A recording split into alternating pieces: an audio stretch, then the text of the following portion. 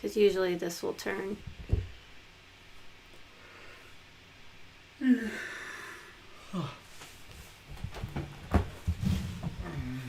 hello, hello. It's always a lovely pleasure. Let's see.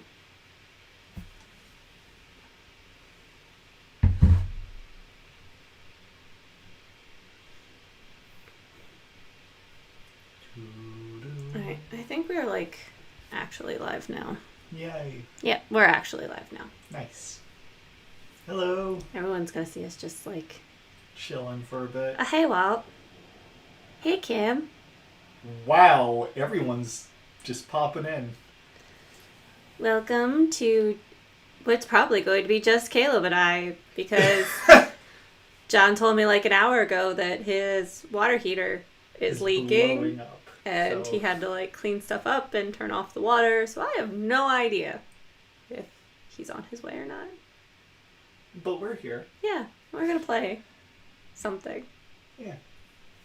It'll be fine. Everything's fine. Before we get started, how are all of you? Thank you for joining us. There's like a delay. I know there's a delay.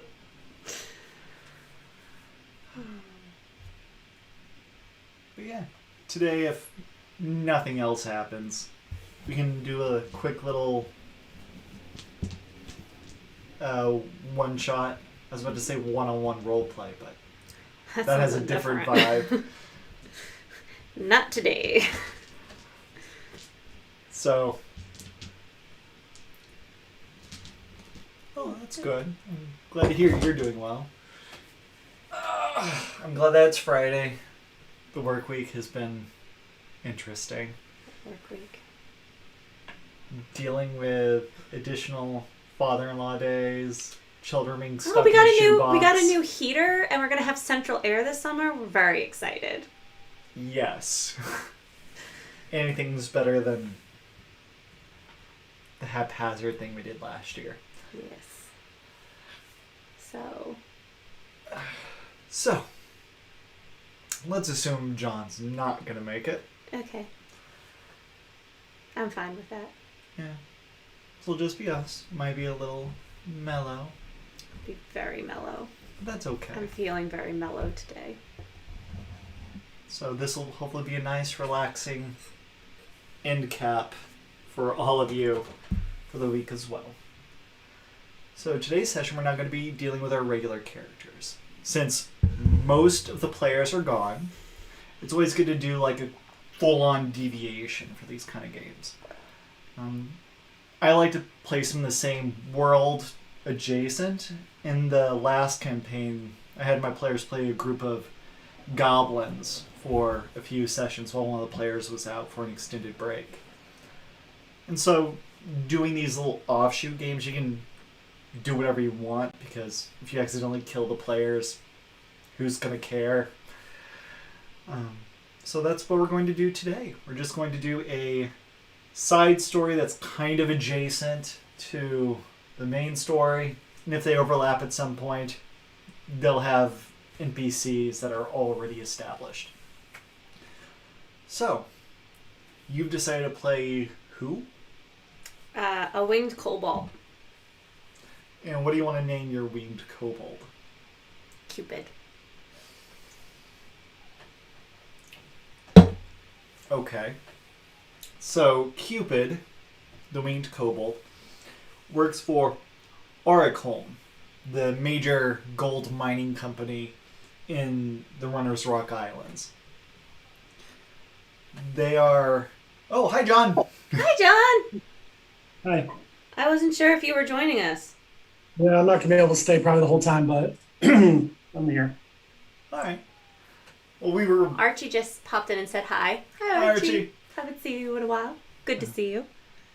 Well, today is going to be a very low-key session. Fourth thing you've drawn. I'm not having a good day. It's fine. How you feeling? Are you feeling okay?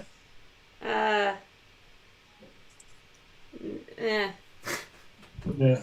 I just feel off. Nothing specific, just kind of bleh. Yeah. So So, John, since we're missing a party member, and I don't want to continue on with the main story without that, I figured we could do with this little adjacent story where you guys are playing a random band of a particular group doing a task. I sent in the Slack a group of options. Alicia decided to play a winged kobold. I will be the hobgoblin. Okay. Bold. Who do you want to be? My name will be Schmildo. Schmeldo. Schmeldo the hobgoblin. is it Schmel or Schmill? Schmildo, like dildo, but with a schmil. Schmildo. I knew where John was going with this. Okay, so Schmeldo and Cupid. You guys work for the Argholm Mining Company, which is the biggest gold in the world, but debt house in the Runner's Rock Islands. Have a bunch of indentured servants that they never let them get fully out of debt, so they just have this slave labor, basically, just mining things for them indefinitely. They basically run this entire island. It has some basic infrastructures. They have some maize fields, which they cultivate to feed their employees. And that is what you guys are currently tasked to do. You guys are basically couriers transporting materials from point A to point B. And you two have a cart, and you guys are sent to this small little maize production area on the island itself to pick up a shipment of corn. I know that maize is corn, but I'm just picturing like little people making mazes. To ship around the world. Ship around the world. It's Santa's elves. That's all that they do. You like put it down, it becomes giant. That's awesome. So I'm gonna go off of that's what Cupid thinks they're picking up. Since he's got a -1 intelligence. So, you guys are gonna go, show up, intimidate them, say that they're supposed to stick to their quotas, otherwise their servitude will be lengthened, and retrieve the goods that is used to make the food for the miners. And you guys are traveling. You guys are a couple hours outside of the small farming community. And it's a pretty bright day. There's not a cloud in the sky. It's a tropical island, so there's a bunch of like fresh greenery on either side that's trying to perpetually encroach on the beaten path, but this particular route has been used so often that it's clear.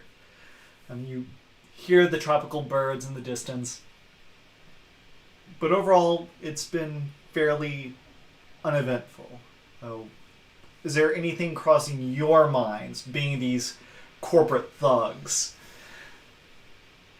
that you're considering or looking into? Anything that strikes your curiosity at this point? Or do you want to say something to each other? I would like to pick some exotic tropical fruits to eat on the journey. All right. Given how plentiful fruit is on the island, you're easily able to grab some mangoes. These are not the nice mass-produced ones as elsewhere on the island, but these are nice, more wild fruit. But it's nice. It serves its purpose, and you enjoy a quick meal. I'm real quick going to try items because my computer's yelling at me. Break the computer. The mangoes, they're not going to turn him into a zombie, right? Give me a history check. Ooh.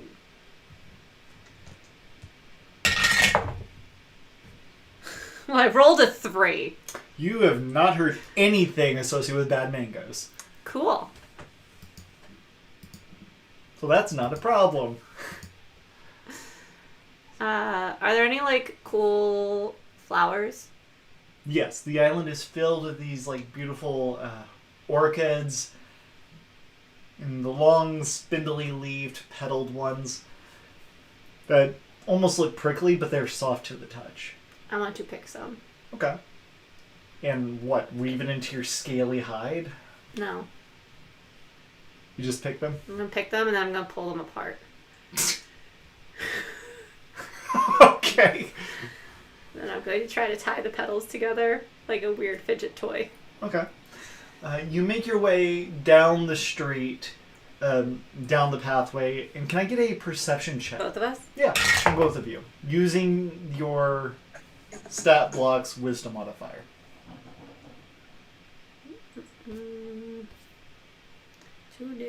So a negative 2? I got a 4. 8. Great. We are clueless. You guys are way too fixated on stitching these petals together, and you're just enraptured by the flavor of this mango. It's must be a really hot day because it has you enraptured. And whatever happened, you completely ignore and you make your way into the village itself. And it is quiet, which is what you guys would expect from a group of layabouts who are skimping out on their work. But it is a small farming community. You do see the silo building. You also see looks like a barracks, but it's where the day workers are garrisoned. You also see the master farmer's house, the one that's actually knows something about agriculture, that actually kind of... So it's those 3 primary buildings, and the fields are sprawling out before you. It's a good amount of acreage, and that's what you have right now. Guess we keep going to where we're going. Well, you're there. Oh, well then is there anybody around? Give me Hello? either a survival check or a perception check. Both of those are wisdom, now that I think about it. 4. 4. Great. 11. 11! The Cobalt is like, wow, there's like nobody here. And within line of sight, that's true. There isn't anyone within line of sight. John, you hear in the cornfield, a good ways off, hidden within the tall grasses, you do hear shouting, though. All right, should we walk towards the shouting? What shouting? Cupid? I hear shouting in the distance. Oh. Yeah. We should probably go check that out. You guys are the... Cupid is dumb as bricks. Do you go in the cart and just trample out the maze? Do you get off the cart and run? What are you being cautious in your approach? Are you okay? You seem to be yelling.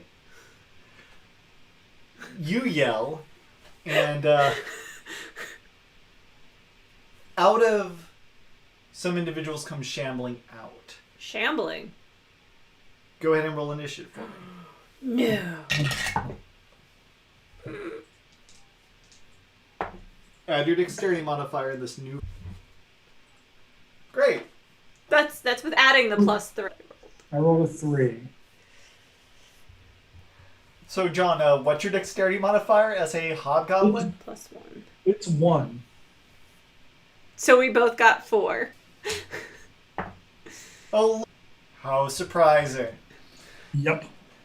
So, from out of the farmhouse, the barracks place, comes these 2 smelly individuals. They clearly have been out in the sun for a while. They look like they died, rotted a bit, and then came back. Most of their entrails have kind of fallen out of their gut and is kind of trailing behind them. And they look like a corpse that has baked under the tropical sun for a while. They do give me a wisdom history check.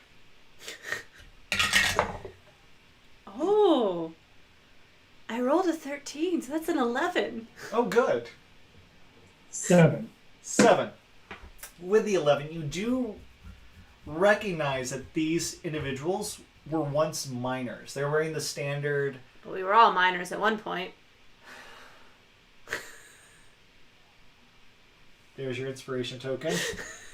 You monster. These guys were once miners or day laborers. They were once employees of the company. They clearly have been dead a while, and that's where we are now. Individuals come shambling up, and because they're slow, they only get about halfway up to you. Now, John, let's assume you go first. Okay. What do? You have these two cobalt corpses meandering up towards you. I am going to just attack with my longsword. You go up and attempt to butcher it. Go ahead and give me an attack. I rolled a 2. It's going to be one of those sessions. It is indeed. Alrighty then. Alicia, what would you like to do? I find the heftiest looking rock. Okay. And I pick it up. And I take to the sky and fly over them. Can I get over one of them? Yes. Okay. I'm going to drop the rock on them. Go for it. Give me an attack roll. Ooh, I rolled a 17 plus 5. So that's 2 to hit. Alright. I can do math. Roll damage. So John misses. It dodges him a little bit out of the way, and this rock... I don't know what that is. Is that a 1 or a 6? I don't know if that was a 1 or a 6. 2. So, 5 points of damage. Alright. The cobalt flies above this kind of bloated figure, drops this pretty large rock on it, and it kind of squelches, and it explodes as various viscera explode. John, can you give me a dexterity saving throw?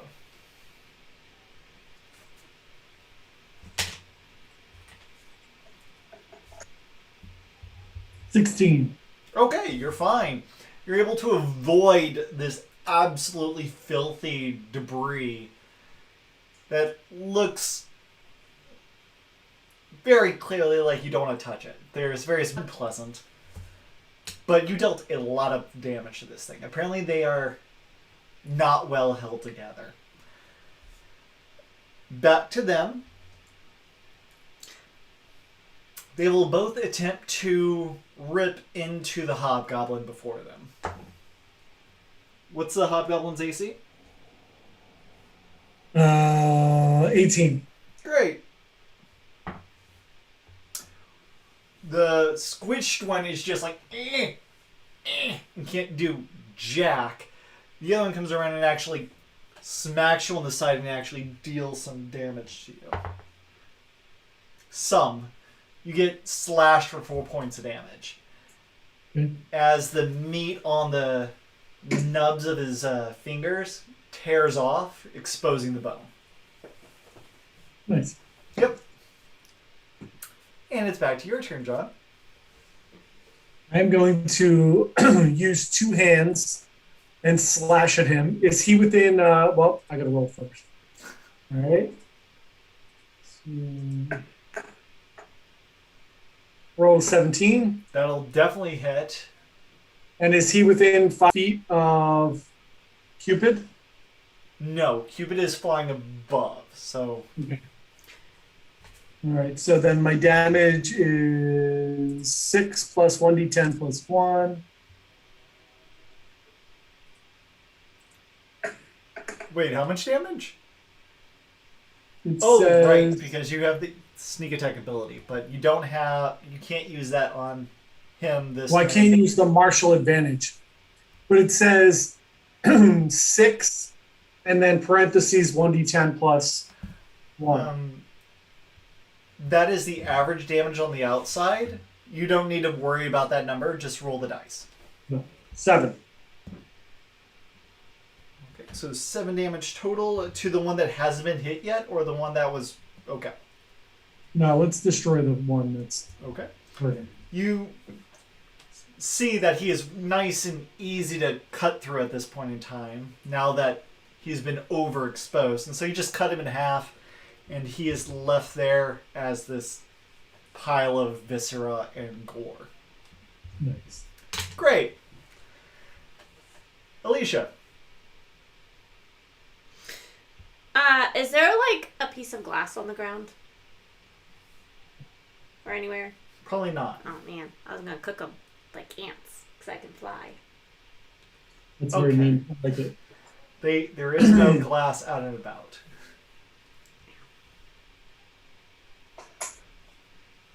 So, I missed this. The sunlight sensitivity. Yep. But does being within 5 feet of Schmildo offset that? Since that would give me advantage and the sunlight would give me disadvantage?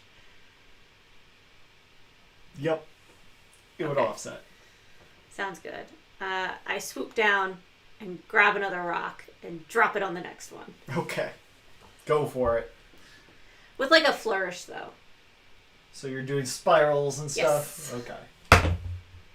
Ooh. That's nice. So that's 24. Okay. I want the magic dice. Nope, that's a D8. That's a D6.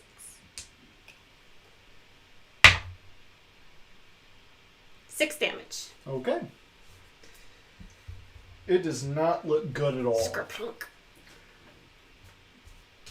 This poor squished creature is like and attempts to slash out at the only one within melee range. Sorry. He missed Okay. terribly. So he was like and apparently his vertebrae aren't quite as well connected anymore, and as he kind of comes in contact with John, his torso just kind of falls backwards, and now he's just kind of like this broken upside down L. So John, what do you do? I am going to pick up the rock and just smash him over the head with it. Okay. You do that. Give me an attack roll.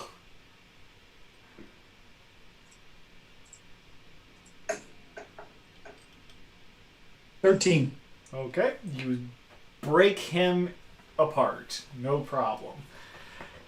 He had 1 hit point left. You could have sneezed at him and he would have died. Yay! So now you guys are in this small village. 2 dead things in front of you. I kick one with my shoe. And this yelling in the distance is still there, John. You can still hear it. But it's at a pretty good distance, and so you're not sure if whatever in the distance even heard you over its own yell. I think we should continue towards the I agree. Lead the way, since I still can't hear it. uh, I have a passive perception of 8, if that helps. No. No. The passive perception debate is terrible. You barely remember you're there half the time. That seems about right. John, go ahead and give me a... Can I, like, fly up Oh, and, like, look around, though? sure. You fly up. Go ahead and give me a perception check. Just flat. not a disadvantage just because you have an aerial view at this point. Oh, look. A 9. Yeah. It's a field of coal. This is our.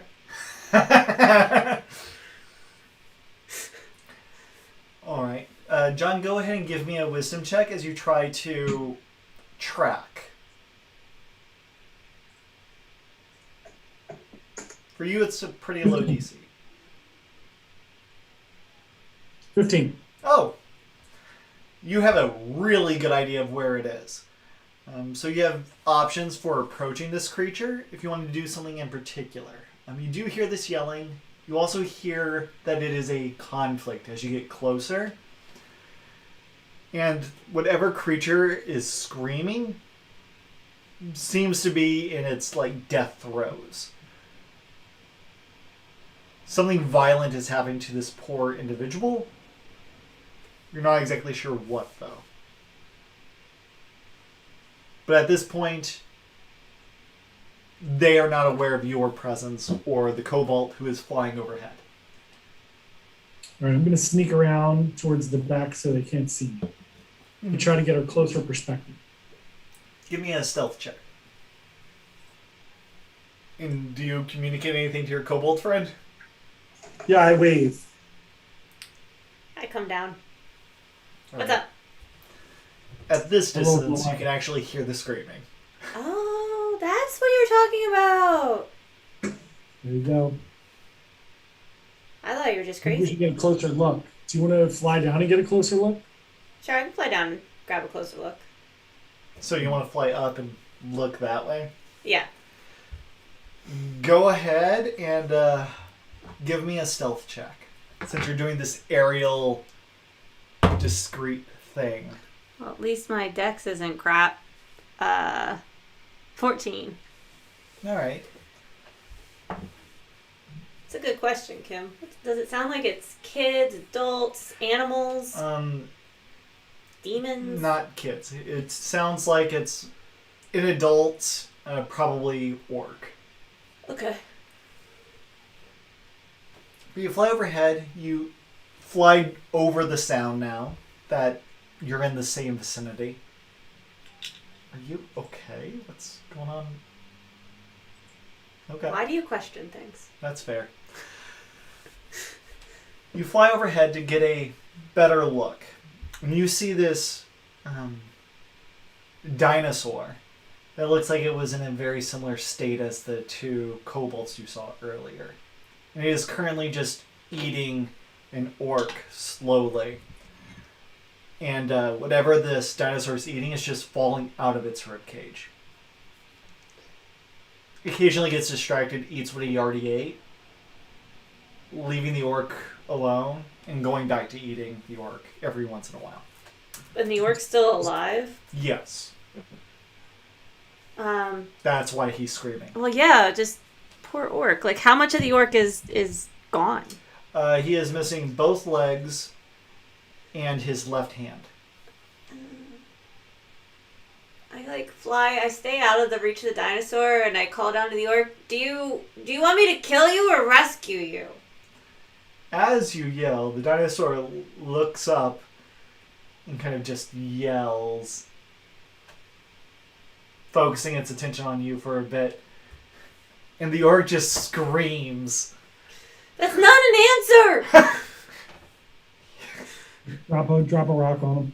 Oh my gosh! John, do you want me to just kill you?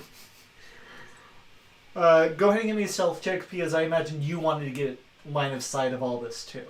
You are in a field of corn, so you have a lot of cover. 16. Yeah, you're fine. As you work your way up, you find the edge of this little problem. And let's say they are about 10 to 12 feet away from the dinosaur and the orc. But you see what's going on. I would like to fire a arrow through the orc's head to put him out of his misery. Okay. Give me an attack roll at advantage. And you will be doing sneak attack or martial damage stuff. All right, so that I rolled an 18 with advantage. And then with my advantage, it's 2d6 plus my other one.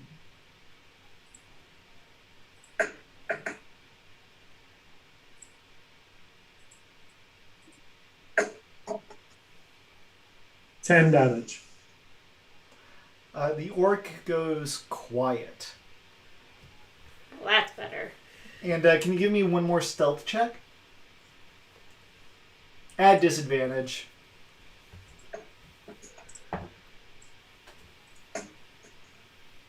$11. Okay. So, you pull out your bow, you go thunk, and it just splats into the orc's head. The arrow makes this horrible sound as it hits the mud underneath his skull, drawing the dinosaur's attention. It's a velociraptor. It's a small, dog-sized raptor. And it seems very keen on continuing eating living things. You killed the dead thing. You killed the creature. Now you're the closest meal. So, again, roll initiative. Ooh. 22. No, 21. 9. John said 9. 21, 9. 9! 9. 9! Cool beans. My hair is doing like weird things now. I'll join you.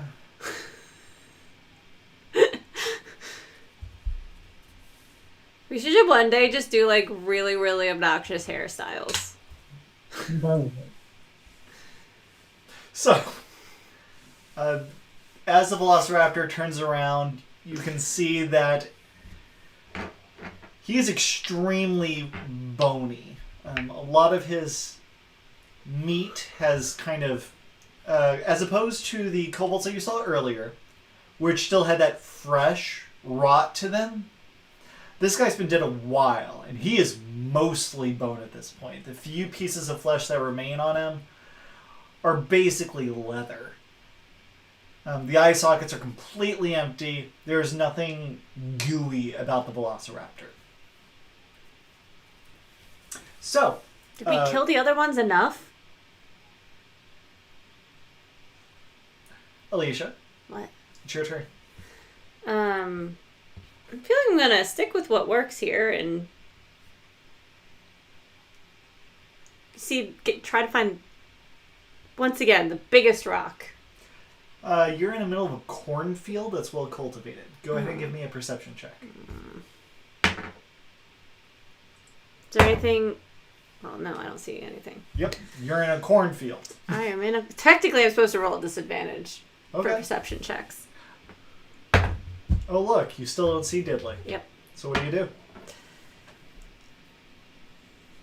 The orc did have a hoe they can easily use as a club. Well, I have a dagger. Okay, I'm just giving you options. I'm gonna drop the orc on him. Go ahead and give me a strength athletics check. 6. You go down, you don't pick up the side of a dead orc. Okay. Do I have enough time to realize it's not gonna work and try to stab it? Yes. Okay. You try to lift up the dead orc. And this is a disadvantage. And apparently the arrow that went through his head is what's really pinned into the ground. So is this a disadvantage because Schmildo's not close? And I'm in the sun? Correct. Yeah. Okay. Wow. So that's a 9 to hit. It's a dinosaur. I feel like a 9 should hit a dead dinosaur. It's a big target. No, it's a dog-sized target. Oh. You did say that, didn't you? Yeah. Mhm. You miss. John. Yep. Ew. I am going You to just try to. went, and I John went was- completely out of order, didn't Oh. I don't know. You had You me were go 21, first. right? Yeah. Oh, then it is me. Well, you told John Right. it was his turn. You're I confusing lied. things. I lied. I'm Okay. sorry. All right. The dinosaur sees that this meal has kind of just shown up, looks at the two of you, sees you as an easier target, and will attempt to bite you. No! Bad dinosaur. Which armor class? I don't know. 13. I miss. By a lot. Okie dokie. John, your turn. You see this bony velociraptor lunge at the cobalt, and the cobalt's just like, no! I am going to jump over and two-hand slash at him with my longsword. Go for it. Right. I rolled an 18. That will definitely hit.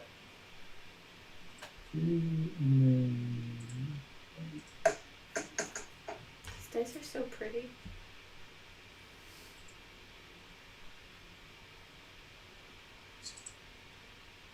Six damage total. Okay. As you slash down at the creature, you get this nice xylophone effect as the sword clacks against each of the ribs.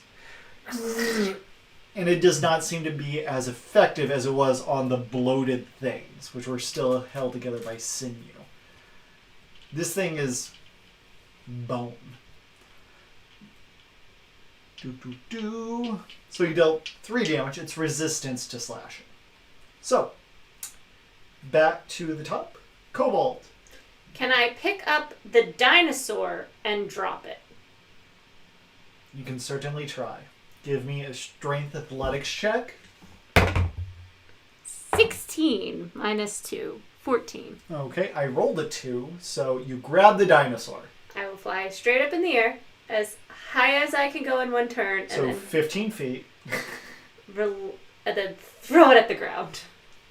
Can I make that by dropped rock attack? Yes. Because it is the exact same damage, but why not? Why not? 9. No, you don't need to make an attack roll. You're Oh. doing damage now. 4 damage. Alright. Was it resistant to that damage? It's not resistant to falling damage. No. It crunches on the ground, and it is prone next to John. So, it is its turn. I'm just trying to think what would Meg do. She always has the most Bizarre. attacks. It will slowly get up, spinning its movement to stand, and it will just haphazardly bite out at... what was your character's name again? Schmildo. Schmildo. Schmildo indeed. And miss. He misses terribly. Alright, Schmildo. So how close is he to me? He is right next to you. Okay, so I am going to jump up in the air and elbow him on the top of the head. Okay. Go Right ahead down. and give me an attack roll. Yeah. You know what? Roll with advantage, but you'll end up prone as you're doing this like wrestling move into his head. Okay. 18. Okay, you hit. Go ahead and deal 1 damage plus your strength modifier.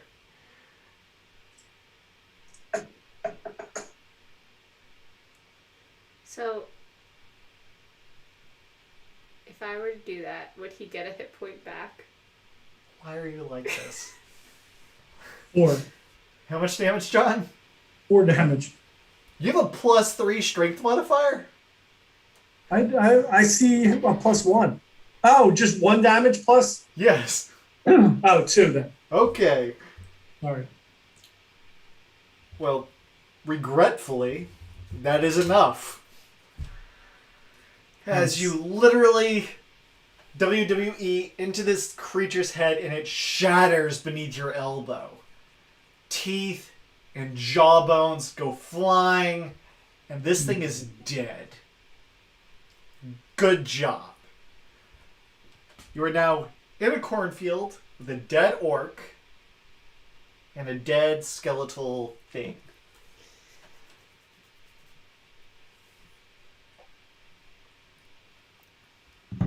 Okay. So, is there supposed to be like a barn that we... or a building? Where do they keep the mazes? Dang gummit.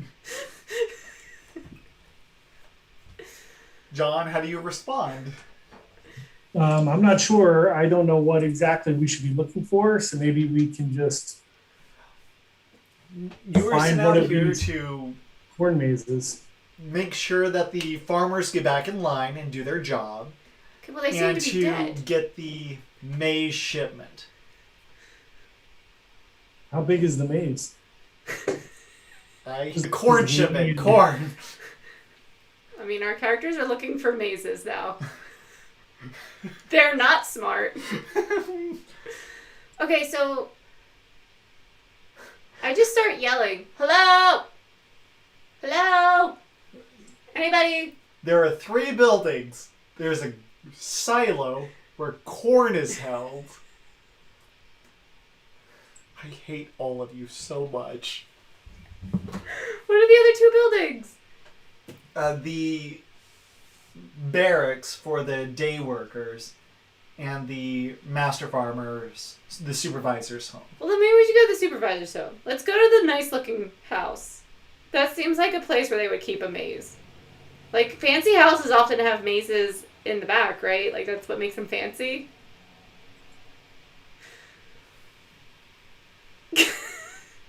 I head towards the supervisor's. I hate you guys so much. You love us. You love us so much. Great. So, you make your way to the manager's home, and it's a pretty nice 2-story building. The person that maintains the crops probably has a good number of servants to deal with maintaining the homestead. But as you approach, go ahead and give me a perception check.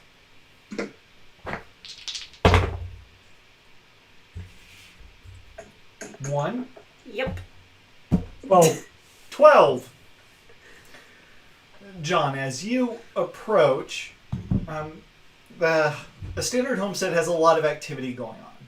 This place is quiet, as you would expect from whatever's going on. You do hear noises coming from the 2nd story of this building. And that's before entering the homestead. I'm just going to kick the front door in. The front door's open. Oh, it's open. Okay. Do you want to shut it and kick it open? Sure. Yeah.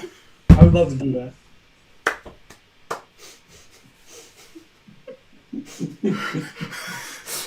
Give me a straight athletics check. Actually, what I would like to do is pull it shut and then run through it. Give me a straight athletics check. I want to see you bounce off of it so bad.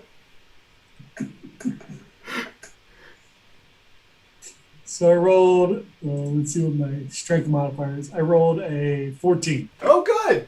You go through the front door. Do you say anything dramatic? No. I'm very quiet. I just keep it to myself and not through the door. Oh, so you go through the door. Inside it, you look around, and this entryway, there's a staircase going up above. So the entryway is very open. You can see the 1st and 2nd floor open space here. The staircase goes up before you and kind of wraps around you. You can see rooms on either side. On that 2nd floor, you do see it looks to be more probably undead servants, because they're wearing nice homestead clothing, and whenever you come bursting through the door, they go "Rrr," look over the side, see you, and then they begin shambling their way down the stairs. And they're dead too? And they're dead too. They seem to have been interested in this one door in the upper right. And the other doors on... There's a total of 8 doors in this room. 4 on the lower first floor, 2 to the left, 2 to the right, and 2 on the upper floor, 2 to the left and 2 to the right. Are there any, like, crystal candy bowls laying around? There's a potpourri bowl dead center in this entryway. Yes. Okay. Good to know. It is... Dang gummit. You know where this is going. Alright, John, Alicia, go ahead and roll initiative, since you guys just barrel through things. I don't know what you were expecting. You gave us characters that have no intelligence. We don't know how to play that without just barreling through. Roll a 3. 23. 11. Oh, Alicia, you have to get this book. Is it going to end in me not having to have email anymore? I hope so. Yeah, maybe. Who knows? Or a phone number? Well, I don't know about that. I'm only 12 pages in, but it's awesome so far. Alright, I'll read it. So, Anyway. John, since you were ramping up the adrenaline, it's like, okay, I want to go first this time. You shut the door, you barrel through, your adrenaline's pumping, you see those guys. What do? You go first. I would like to... I'm just going to run up and punch one of them in whatever face-like structure they have. Okay. All around you, you see all kinds of implements. There's brooms. Nope. Okay, you go up and punch it. Go ahead. Make your attack roll. Yep. You go running up the stairs. You go thunk. 18. You hit.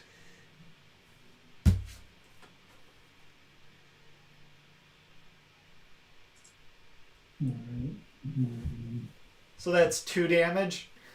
Yep. Just trying to be a bitch. Yep. So, you clobber into this once probably very lovely little maidservant. No more. Probably made great pies at one point in existence, and you just clobber into her, sending her little tiny hairnet flying. Enjoy that. Great. Alicia, what do you do?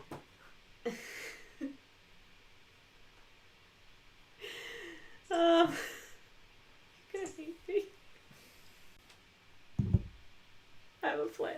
Is there a lit candle? There is not a lit candle. Is there, like, matches and a candle? Like, around? You can find candles. And matches. Or matches. Just matches. Just matches? Yeah.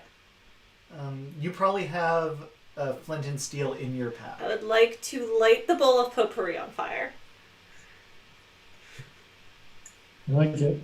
That is your action. Okay. I'm going to pick up the bowl and fly up. And I'm assuming that's all I can do. It's their turn. The maid that you just punched will come back and try to bite you. It will bite you. Her jaw overextends and comes lashing That's out terrifying. at you, dealing 6 damage. Are you still conscious? How are you looking right now, John? Oh wait, I have, not I supposed have to. one hit point left. Was I not supposed to still have doubled hit points? No. Oh. Well, I haven't been hit, so I guess it's not it. Yeah, I know. You've just been letting John take all the hits. I have wings. Why would I stay in melee range when I can drop things on people? So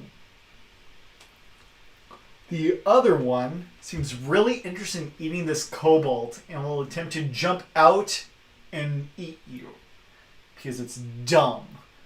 And he is a long, gangly fellow with like a tailcoat. I am holding a flaming bowl of potpourri in my hands. You smell good to eat, too. It will first attempt an attack roll to see if he comes in contact with you. He does not. He falls to the ground. Thunk! Is he dead? No. Okay. He is wounded, though. So, that was their amazing turn. John, Amazing. I am so frustrated. Hi. John, you're at the top of the stairs with this lady who just bit you. Yep. I ask Cupid to give me the flaming bowl of potpourri, and I throw that into the face of this lady.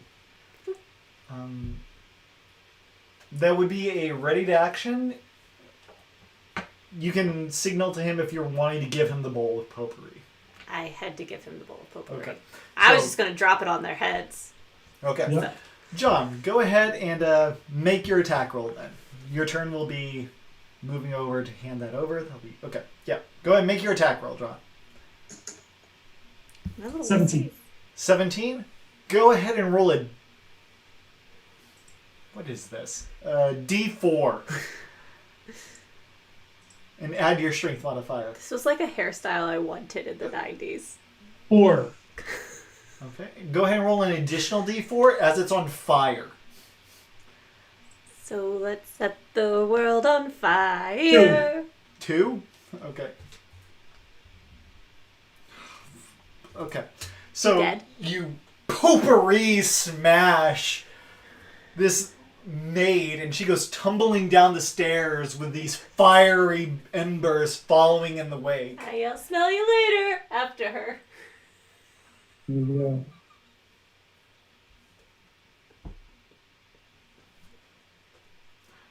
John, Yes. give me a D6 roll. 1 to 2, catch the house on fire. 3. 3, the house is not on fire. Great. I can still fix that. All right. Yeah. Alicia, you moved over, handed off the bowl. The guy at the base of the stairs probably can't reach you this turn. What do? I stomp on his head. You move back and stomp on him? Like I fly up and then I let myself drop feet first onto his head. I drop myself on his head. Give me an attack roll. Not a disadvantage because you're indoors and it's not well lit. 15. Great. Okay, go ahead and deal damage. 4. You take 2 damage. And he breaks as you hear his entire vertebrae just crack.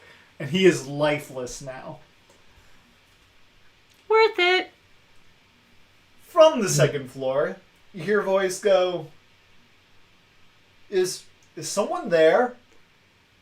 Are you alive? Yes. Then yes, somebody's here. Are they still out there? Well, they're not moving. The door tentatively opens. Peering out of the crack, you see this little kobold. The door opens up the rest of the way, and you see this older golden kobold with like little Oh, damn sunspots golden all over it. And he goes, "Oh, thank goodness. I was hoping that the Brute Squad would show up eventually. I'm glad that you're here." We're here for the maze stuff. I saw a lot of corn. I didn't see any mazes. Sticking with it. The governor straight up pauses for like a minute, contemplating how dumb the Brute Squad is. Then goes, "Maize is corn." Well, now I'm torn. You're a monster. The shipment's Was in the that silo. No, that was the DM. Okay. I didn't know if I had to rhyme it or not. Because now that you said we're the Brute Squad, guess what I'm leaning into? No! The shipment is in the silo. But I have the key because we locked the creature in there with it. Creature. Do you have a healer? No. We're farmers. Can we take a nap? My friend's like about to fall over. I do have this in case of emergencies. I was saving it for myself, but... Here. He hands you a potion of curing. If There. you drink it, it's 2d4 plus 2 hit points back. That's more! Can we both drink half? Because 2d4 plus 2 hit points is more hit points than he had. He's at 1 hit point. Okay. Let him drink it. The only damage you've taken is your own fault. So John, go ahead and roll 2d4 and add 2.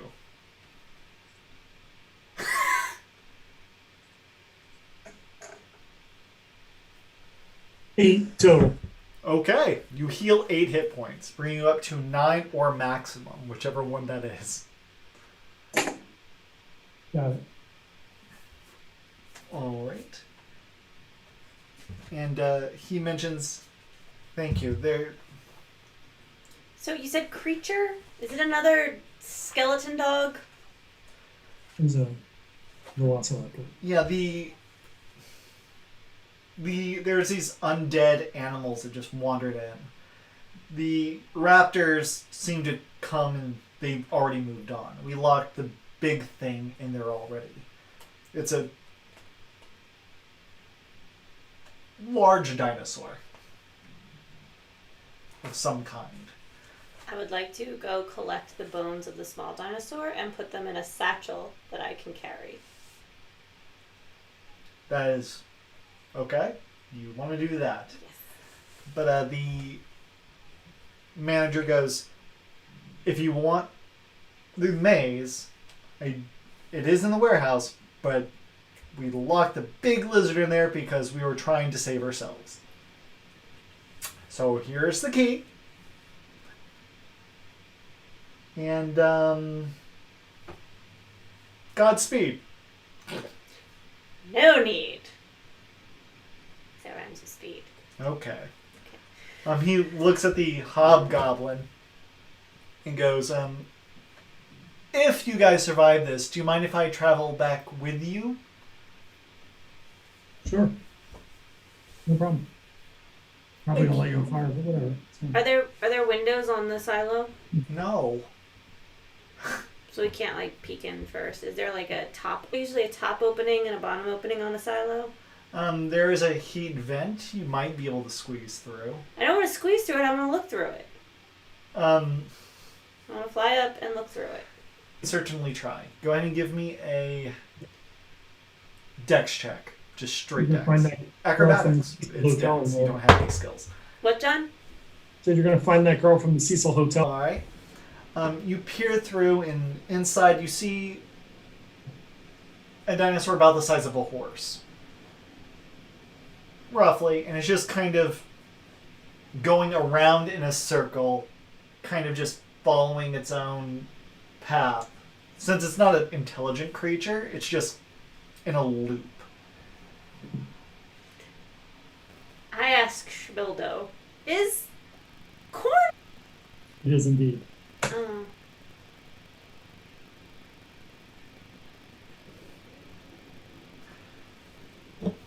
What if we dig a giant pit in front of the door? Open the door, let it out, and then cover Falls the into the pit, pit. and then we can get the corn. There's no way we're that smart, but I'm all for it. Am I smart enough to have thought of that? You're smart enough to have thought of it. You guys try to dig a large enough hole. Go ahead and give me 2 strength First, give me a strength check. 14. Okay. John? 18. Great. 18. You guys are going to successfully be able to dig a large enough hole over several hours. Give me 2 Constitution saving throws now. 17? 2 each? Yes. 17 and 11. Okay. John? I critted in through a 20. I critted in through a 7. Okay. Well, hours just digging a hole. John, you get pretty worn out. You guys are successful in digging a hole big enough for a horse, but you're pretty tired. You suffer 2 levels of exhaustion, so your speed is halved and you have disadvantage on ability checks. And Alicia, you have a level of exhaustion. You have disadvantage on ability checks. Maybe we should take a nap before we let the dinosaur... Do we need to do a short rest or a long rest? Your manager is expecting you before nightfall. Oh, that's not going to happen. I will think I'm sending him a telepathic message. I don't know why. I think this will work. Sorry. But I think... Bonkers. Really? I think I've cracked today. I think really hard at our manager that there is a undead dinosaur problem that needs to be dealt with before we can bring the mazes to him. John, you know that you guys were going to have to spend some time in the mine if you don't actually deliver. And that is unpleasant. It's alright. I think we should take a nap. Okay. Oh, wait. So you guys take a short rest, or do you guys just sleep? I mean... We're just going to sleep until we wake up. Yeah. Alright, so you guys go back into the house, and he's like, aren't you going to deal with the thing? We're tired. Alright, well, the servants' quarters are downstairs. Enjoy? Are there dead things down there? I don't know. Why haven't Well, been then down I'm there? going to sleep up here on this couch. And I lay down on the couch, and I use my wings as a blanket. There we go. Alright, he can't say no. We're back at full hit points, and you guys restore a level of exhaustion. Good job. So, John, you're only disadvantage on ability checks. Wait, why did he get 2 points of exhaustion? He failed the saving throw. But I thought he rolled a 20 Yeah, and then rolled a 7. yeah. That's still 1 failure. Yeah, but then why would... Okay, whatever. Okay, it's an automatic 1 level of exhaustion plus 1 for each failure. Okay. So, you wake up the next morning. You guys feel better. What do? Well, shall we go let the dinosaur out of the silo? Yeah, let's go do it. Shall we put something to make sure it goes in the hole? Like, can we, like, open the doors around the hole? Can we trip it? I don't know. Kim said a rope trap. But I don't know that I'd be smart enough to think of that. John? The door and see if he comes out. Great. So, you go up. Who's opening the door? Who's ready in action to do what? Or are you guys just waiting to see? You open the door and stay behind it. I'll flutter in front of the door and look like an easy target. So it tries to get me. Oh. But I'll be like hovering over the pit. Okay. That's a plan. So, you open the doors. And see all the people. And let's roll initiative. Weirdest game, but it's something. Oh, wow. 16. Keep trying to add 4 to my dex checks. I rolled a 1. Alright. So we'll go in order. So the lizard was apparently really aware that you guys were planning right outside the metal doors and was just waiting for the doors to open. And the moment that they even crack, this skeletal beast comes flying out. Flying? Not flying. Jumping. Flying in the abstract sense. It will attempt to attack you. That will hurt. That will hurt a lot. Wait, am I in reach? It's a horse sighting. It's jumping. Yeah, but I was... Oh, it's jump... I didn't think about jumping. Well, you said you were over the pit, right? Well, yeah, but like hovering over the pit so that I'm like an enticing target, but can be like, poof. Yeah. Okay. You're up. Okay. You wanted to be visible from the thing, and you could jump at anything within visibility range of the door. Seems like malarkey. Well, you only take 4 points of damage as it bites you, and then it falls into the hole. Go ahead and roll 1d6 as he falls into the hole. Into the woods, I have to go into the woods. 5. Alright. And go ahead and give me a strength athletics check to see if you get dragged into the pit with it. Maybe. It's a 3. I got a 7. So you get... John, everything's going well. Who's that one? Yep. So that was its turn. Alicia, what do you do? I stab it with my dagger. Ah! Go for it. Ooh. 21 to hit. Yeah, that will definitely hit. Just on my d4. Into the woods. Into the woods, into the woods. I hope before dark. 7 points of damage. Okay. It's the best damage I've rolled, and it's a d4. Alright. The falling into the hole, the being stabbed. Oh, how much damage did you say? From the stabbing? Yeah. 7. Okay. It was 5 from the fall. So it took a Seem 12. really strong. It seems fairly resilient towards the, the stabbing. Stibbity stabbity. Bludgeoning seems to work great on him, but there you go. Joan, what do you do?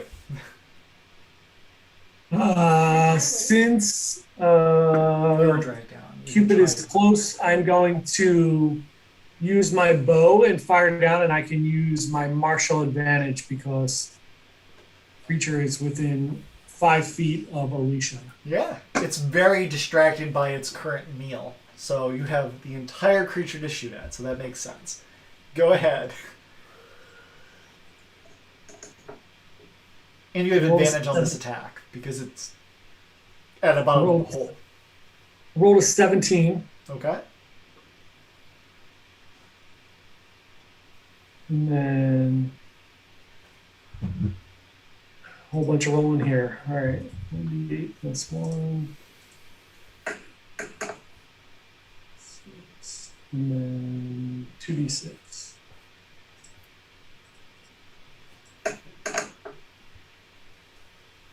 12 damage total. All right. Just like with the stabbing dagger, the stabbing arrow definitely pierced in, and because you rolled a stupid amount of damage. So you did great. Back to its turn. It, realizing what's going on, you just see him just kind of focus, and you just see him kind of implode a little bit. All of his meaty bits kind of contract within itself, and what's being exuded or forced out is this like acrid air that just is foul. The various plants and vegetation that fell into the hole with you immediately begins to rot and decay. And you can actually feel that it's going to start dissolving you, you feel like, as your life force begins. It will attempt to bite you, though. It will miss. So you get dropped, it will attempt to just claw and bite you, and it's not doing diddly. I would like to fly. Excuse me. I'd like to fly up out of the hole. Okay, it will take an attack of opportunity against you. What if I disengage, fly out of the hole? You did not say that. Right, that's what I meant. Okay, that will be your turn. Okay, so you get out of the hole as discreetly as you, defensively as you can. John, what do you do? I am going to shoot my arrow again at this mean thing. Okay. Definitely hit.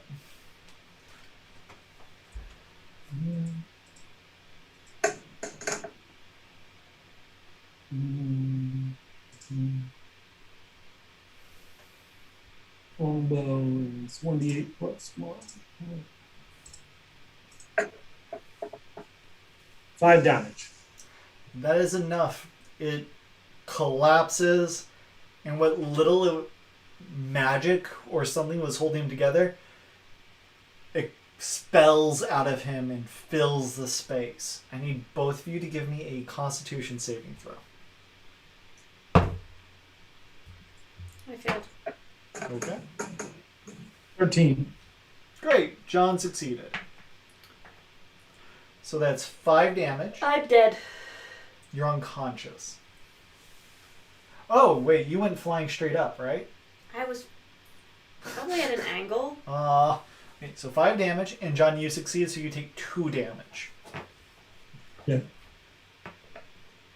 And you see Cupid over there fly and face plant into the dirt.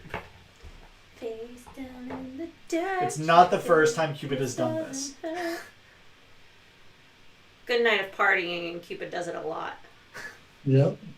The creature is dead and in an easily buriable hole, but at this point in time, you're out of combat. John, what do you do? I walk over. Well, you shot, so sorry. I go over to collect Cupid. Okay. Back to your turn. Go ahead and give me a death saving throw. That's a failure. You look at Cupid and very wrong with their face.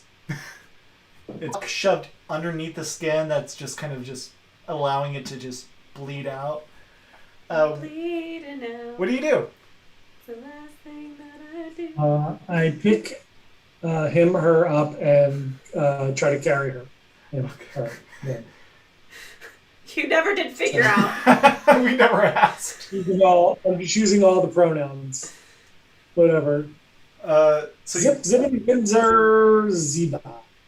So you pick up Cupid, and what do you do with them? I throw them over my shoulder. Alright, go ahead and give me another death saving throw. Okay, that's a success. So you're not trying to, like, patch up their face in any way. You're just like, he'll live, he'll die, it's fine. I don't have anything on me, so maybe I try to grab some corn and just smash it onto one of the injuries. And then wrap it with the corn husk.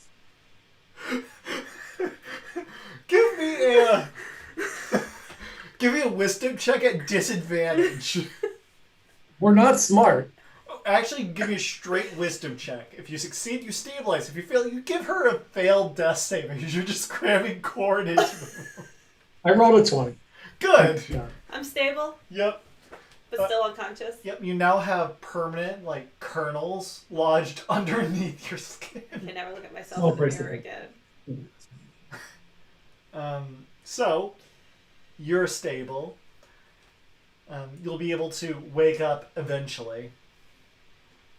So, John, you now have an unconscious kobold over your shoulder. You did see the shipment of corn in the warehouse that just needs to be moved over to your cart. And what else do you do? I'll go put the cobalt down in the manager's little home to get some rest. And I will go pick up the corn and move it to the cart. All right. After about an hour, you gain consciousness. I have 1 hit point. Go ahead and give me a d6. D6? Yeah, you have a number of hit points. A number? Like, what number? 6 plus con, so 5.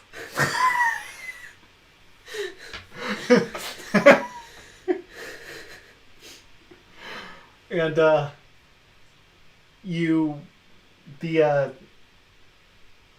what did I call him? The manager asks, so you killed it? It's in a hole. Alright. Dead. Well, I'm more than willing to help get us out of here. And so he joins you to move the maze over. He reassures you several times that no, we don't make mazes. Never know. I am very disappointed. Brings a ledger with him, and you make your way back to Oracle to notate the company's losses. And you did not die magically.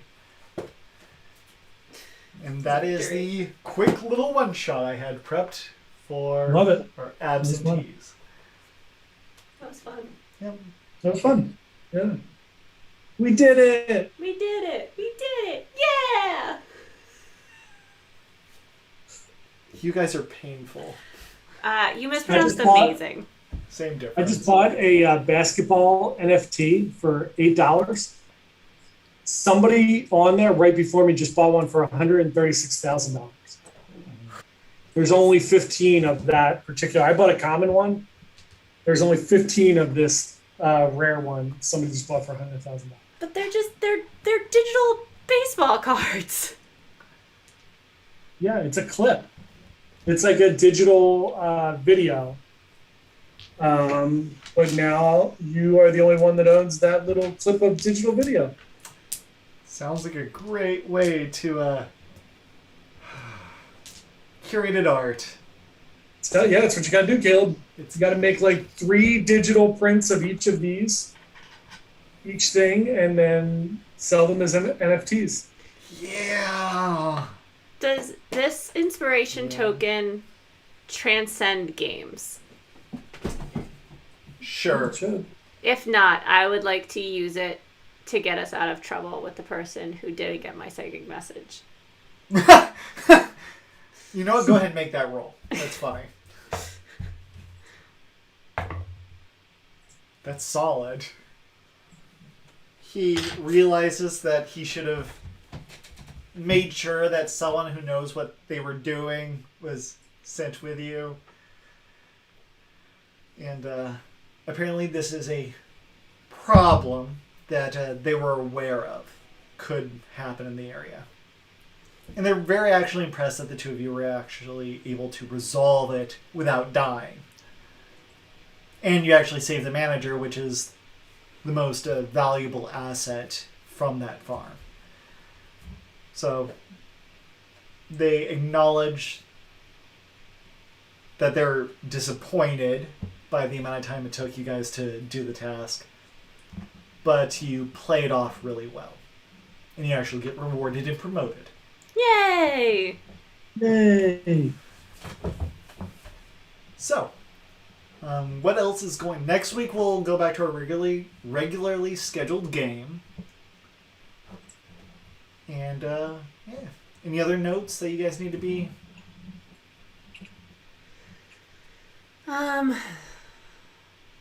There's a Stephen King book coming up. Yeah, it's gonna be the second week of April. Long Walk. So that's actually a Buchanan? Buckman? Yeah, Richard Bachman, yeah. Richard Bachman pseudonym book. It's coming up second week of April. But other than that, do we have any other announcements? I don't think so. Yeah. I have a Kickstarter coming up down the pipeline, so just be mindful of that. Nice. For some cool... We have some of the prototypes here. Yeah. Some monster manual, like, template cards. So, if you're interested in They're that, really cool. keep posted.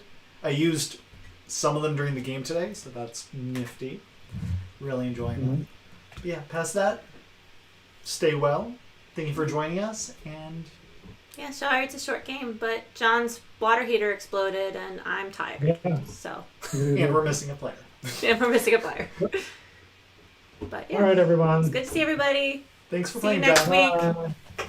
Bye.